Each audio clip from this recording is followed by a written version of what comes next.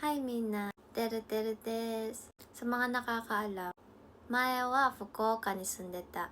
2年ぐらい。あとあそこは全然日本語を喋れなかった。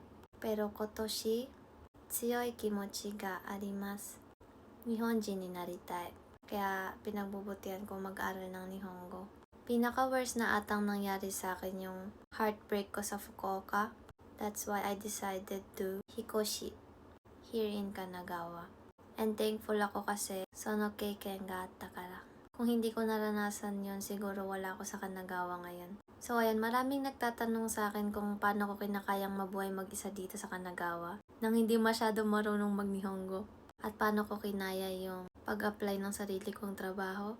May isang taong nag-motivate sa akin na gawin lahat yun. Gambatte! Jishin o motte! Itsumo iwareru. Dakara, jishin ga takai. So ayun, malaking bagay yun na nakatulong sa akin kung bakit ko kinakayang mabuhay dito sa Japan kahit mataas yung cost of living. Akala ko dati hindi ko magagawa lahat ng to nang mag-isa. Takot kasi akong mag-isa eh. Pero ngayon, sobrang dami ko nang nagawang mag-isa. Dati, nung nasa Fukuoka ako, densha mo noranai shi, maku mo tabenai shi, supa mo kaimono ikanai shi, Nihongo shaberenai kara ne. Pero ngayon, kaya ko nang pumunta ng Shibuya ng mag-isa, kaya ko nang sumakay ng densya, kaya ko nang kumain mag-isa, kaya ko nang mag-apply ng trabaho mag-isa, kaya ko nang bumili sa supermarket. Ang dami ko nang kayang gawin. Pero, watashi wa daibu kawatta ne. Mae wa itsumo kanashi. Lagi kong sinasabi sa sarili ko na, mayada na, hindi ko na kaya.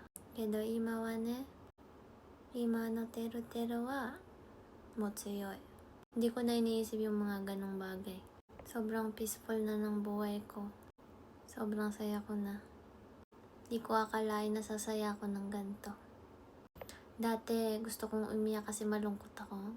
Pero ngayon gusto kong umiyak kasi masaya ako. I'm so thankful na nalagpasan ko yung depression na yun.